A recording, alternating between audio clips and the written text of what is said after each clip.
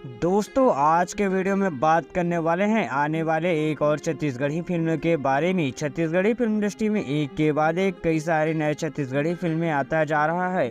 इसी कड़ी में एक बेहतरीन जबरदस्त धमाकेदार एक्शन ड्रामा से भरपूर दो दोस्तों की कहानी पर आधारित फिल्म आने वाला है, जिस फिल्म का नाम है गणितबाज। दोस्तों इस फिल्म का पूरा अपडेट चाहते हैं तो वीडियो में अंत तक बने रहिएगा। साथ ही वीडियो को लाइक व चैनल को सब्सक्राइब कर नीचे कमेंट में जरूर दीजिएगा।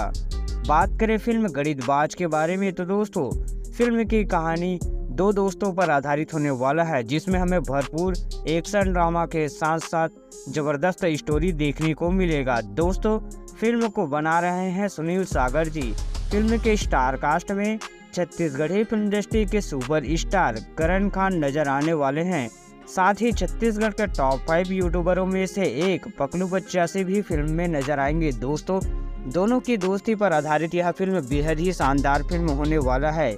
दोस्तों बात करें फिल्म गणितबाज की शूटिंग के बारे में तो दोस्तों इस फिल्म का शूटिंग बहुत जल्द शुरू होने वाला है। जैसे ही फिल्म मोहिडारे पार्ट 2 का शूटिंग कंप्लीट होगा उसके बाद फिल्म गणितबाज का शूटिंग शुरू हो जाएगा।